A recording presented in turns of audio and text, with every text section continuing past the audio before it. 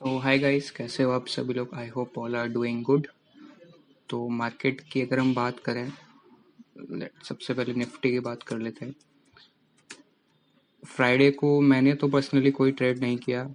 दो रीज़न थे, एक तो एग्ज़ाम था, ऊपर से फ्राइडे को थोड़ा प्रीमियम्स भी उतना नहीं बढ़ते और प्रीमियम्स हाई भी थे काफ़ी। मैं ट्रेड नहीं किया था लेकिन ट्रैक करता रहा था मार्केट को, तो प्रीमियम्स अच्छे खासे हाई थे जो इन द मनी प्रीमियम्स होते हैं।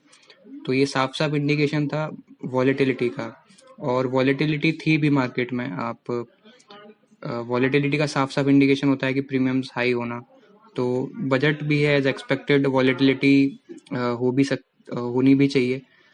एंड बायर्स का भी इसमें स्टॉप लॉस हंटिंग थी और सेलर्स की भी। तो यहाँ अच्छे खासे तरह से ऊपर नीचे दोनों साइड वॉलेटिलिटी थी, तो ट्रेड करना थोड़ा मुश्किल होता। और अच्छा हुआ फ्राइडे था, तो वरना हो सकता था ऐसा लेट हो जाता। तो कोई नहीं, खैर चलो, ये सब तो कभी कभी टफ डे आते हैं। एंड उसकी बात करें, बैंक निफ्टी की बात कर लें तो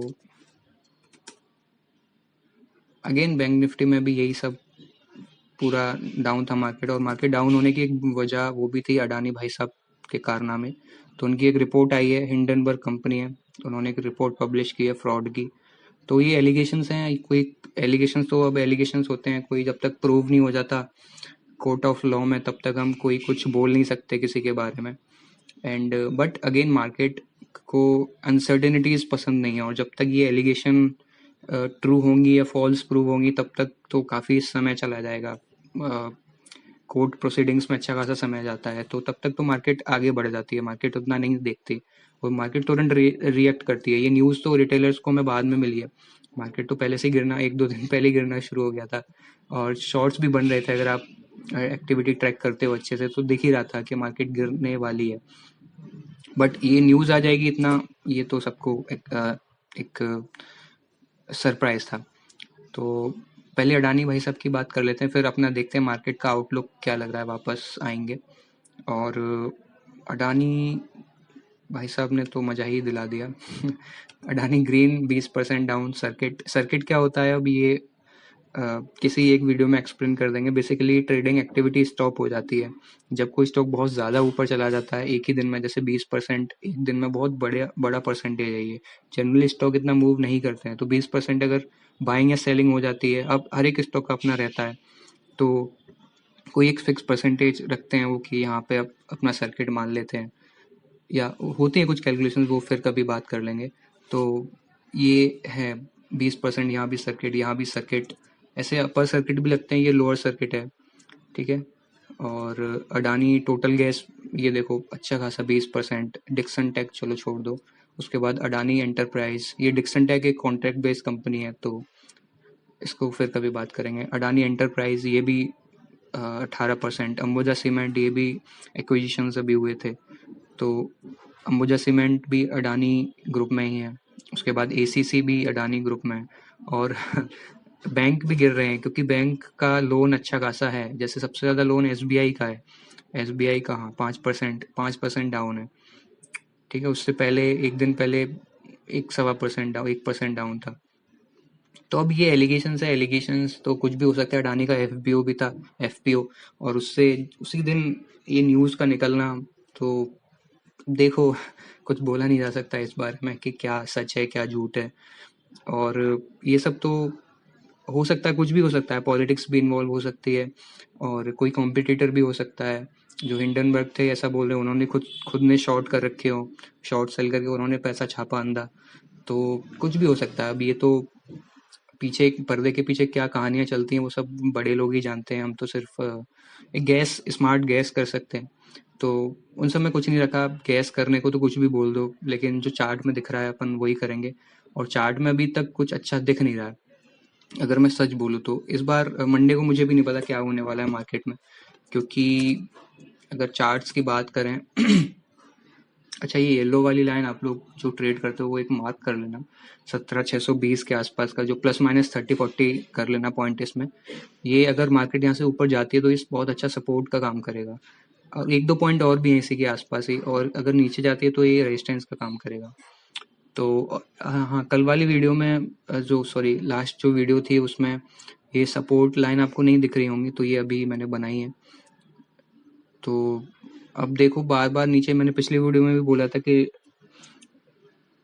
हर जगह जगह पर आपको एक सपोर्ट दिख जाएंगे, बट अगर मैं वीकली चार्ट पर जाऊं तो यहाँ एक अच्छा खासा ब्रेक डाउन है, जो कि निफ्टी को आराम से 17,100 या इस लेवल के आसपास ला सकता है। और लाने को आ भी सकता है मार्केट, इसमें कोई वो नहीं है, बड़ी बात नहीं है, कुछ भी हो सकता है। एंड मुझे जो समझ आ रहा है, मंडे को बहुत इंटरेस्टिंग सिनेरियोज बन रहे हैं, क्योंकि अडानी ग्रुप की थोड़ी इज्जत वाली बात भी आ गई है। तो और एक एसीसी स्टॉक है, एसीसी को मैं दिखाता हूँ, सॉरी एसीसी नहीं, अंबुजा सीमेंट। अंबुजा सीमेंट का प्राइस देखो अभी 380 चल रहा है, ठीक है। और इन्होंने जो प्लेज कर रखा है ना स्टॉक अपना, वो शायद 385 है, अगर मैं गलत, मुझे याद नहीं है, 380 या 385 ही कोई प्राइस है। प्लेजिंग बेसिकली क्या होता है कि हम जब लोन लेने जाते हैं, तो लोन लेने के एवज में हम कुछ गिरवी रखते हैं, तो वो अपने प्रोमोटर्स अपने शेयर गिरवी रख देते हैं। तो बेसिकली बैंक एक प्राइस सेट कर लेते हैं, आपस में डीलिंग विलिंग होती है, तो प्राइस सेट कर लेते हैं कि हाँ भैया इससे नीचे गया तो हम अपने स्टॉक बेचेंगे और पैसा रिकवर करेंगे। तो सिंपल ये सिचुएशन होती है। तो अगर इसके नीचे गया तो फिर बैंक अपना स्टॉक बेचना शुरू कर देंगे और फिर ये अच्छा खासा घुस सकता है, बहुत अच्छे से गिरेगा मार्केट। तो फिर डोमिनो इफेक्ट भी आ सकता है मे बी। अगर एक बैंक सेल करेगा तो फिर दूसरे ऑर्गेनाइजेशंस भी आएंगे सेल करने, तो वहां पर फिर दिक्कत हो सकती है। और बजट भी पास में है, तो मुझे लगता नहीं है कि जो इंस्टीट्यूशंस हैं वो इतना खराब प्रोजेक्ट करेंगे बजट को, क्योंकि बजट पर मार्केट तुरंत रिएक्शन देता है। और अगर ऐसा रिएक्शन रहा कि बहुत तेजी से मार्केट गिर रहा है, इसका मतलब कि बजट नेगेटिव है। और ऐसा कुछ लोग हैं जो नहीं चाहते कि बजट को नेगेटिव दिखाया जाए। तो लेट्स सी, बहुत अच्छे सिनेरियोज बन रहे हैं। एक पहला सिनेरियो जो मेरे को समझ आता है वो ये है कि बजट तक मार्केट को नीचे रखेंगे, उसके बाद बजट के बाद मार्केट को फिर उड़ाएंगे।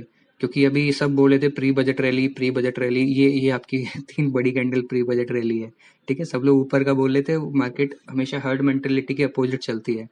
और अभी वीकेंड में सब लोग, आई गेस मुझे ऐसा लग रहा है कि सबका शॉर्ट करने का मन बन गया है कि मार्केट तो गिरेगी, लेकिन हो सकता है मंडे को मार्केट कुछ पता नहीं है ऊपर चली जाए। तो अगर अगर ये अंबुजा सीमेंट नीचे गया तो फिर सेलिंग शुरू हो जाएगी इसमें। तो हो सकता है, मुझे जो ऐसा, अगेन मेरा पर्सनल व्यू है, मैं 1000% गलत हो सकता हूँ, कोई बड़ी बात नहीं है, कि ये अंबुजा सीमेंट को ऊपर घुसा दे, लाइक ऊपर ले जाए, उड़ा दें इसको 5%, 10%, जैसे जितना गिरा है ना, ऊपर अपर सर्किट लगा दे इसमें। ऐसे कोई बड़ी बात नहीं है, पैसा है, बड़े इंस्टीट्यूशंस हैं, ये भी दिखाएंगे कि हमारे पास भी पैसा है, तुम कितना भी गिराओ मार्केट। और मार्केट, ये जो स्टॉक है इतनी आसानी से नहीं गिरते हैं। किसी एक स्टॉक को गिराने का जो तरीका होता है, जैसे कुछ लोग बोलते हैं फ्यूचर शॉर्ट कर लिया होगा हिंडनबर्ग, नहीं नहीं, हो सकता है अगर हिंडनबर्ग का काम है ये, या किसी का भी काम है, उसने भी अच्छे खासे स्टॉक डिलीवरी में लेके रखे होंगे, अपने पास होल्डिंग में रखे होंगे, और फिर अंधाधुन उन्होंने सेलिंग करी है, स्टॉक निकाले हैं।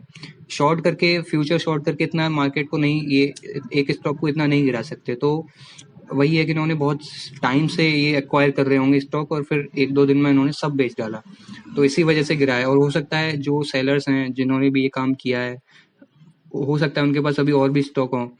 तो खैर, अगेन अगर कुछ भी हो सकता है कहने को, तो ये दूसरा सिनेरियो था कि मार्केट को हो सकता है कल ऊपर ले जाएं मंडे को, क्योंकि सब लोग सोच रहे हैं कि शॉर्ट्स बने हुए हैं, शॉर्ट करेंगे मार्केट को नीचे की तरफ ले जाएंगे। लेकिन हो सकता है मे बी, अगर मैं गलत भी हो सकता हूँ, वैसे कोई बात नहीं है। तो अंबुजा सीमेंट को ऊपर ले जाएं ये, और सारे स्टॉक में रिएक्शन हो, प्लस प्लस में रहें।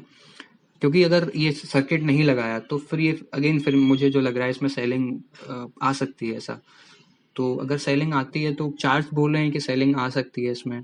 लेकिन अगर जब सेंटीमेंट्स आते हैं तो सेंटीमेंट्स जब आते हैं ना, तो कोई टेक्निकल कुछ काम नहीं करता, फिर तो बस सेंटीमेंट्स काम करते हैं। क्योंकि सेंटीमेंट्स, अगर आपको मैं दिखाऊं, मैंने ये खोल रखा है डेटा, ये डेटा होता है एफआई और डीआई का, बाइंग का। और आप ये एफआईआई, जो हमारे एफआईआई बोले तो जैसे एलआईसी जो बड़े इंस्टीट्यूशन है जो पैसा लगाते हैं मार्केट में, उनका बाय देखो, 12,400 करोड़ की बाइंग है।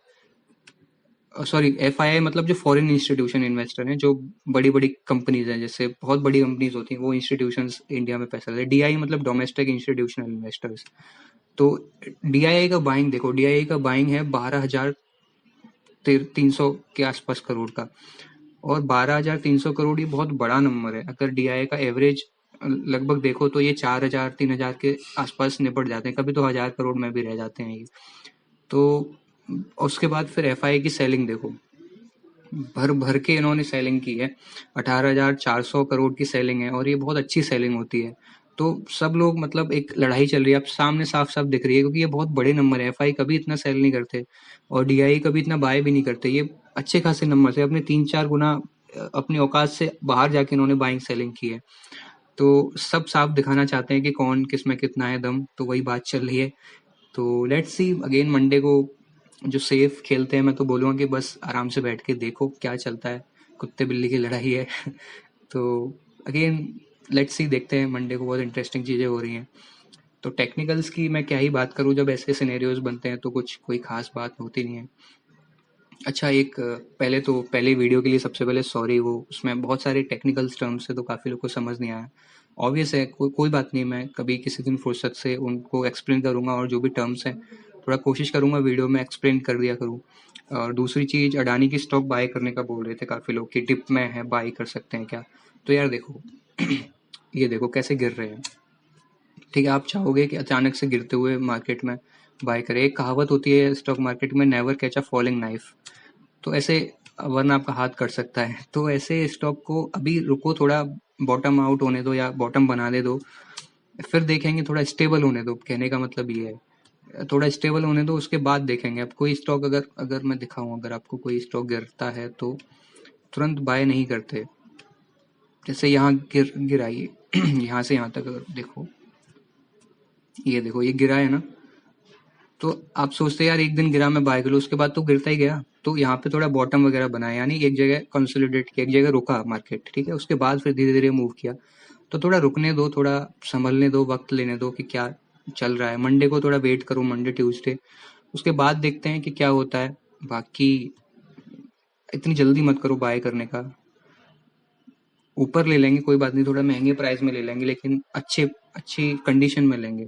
थोड़ी महंगी चीज मिले लेकिन अच्छी मिले, हमें वो चाहिए। हमें ऐसे सस्ते के पीछे भागोगे तो सस्ता तो बहुत कुछ है, ठीक है, हर सस्ती चीज अच्छी नहीं होती और हर महंगी चीज भी अच्छी नहीं होती है। तो यही वही है, आपको बस पहले देखना है कि चीज अच्छी कौन सी है, फिर वो सस्ती हो महंगी हो हमें उससे मतलब नहीं होता। आपको जो अच्छा मिल रहा है वो लो।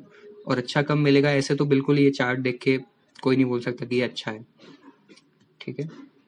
तो अभी रुक जाओ, और ज़रूरी ही नहीं है, मैं तो ये बोलूँगा कि अडानी के स्टॉक्स को लॉन्ग टर्म के लिए होल्ड करना। अभी वैल्यूशंस काफ़ी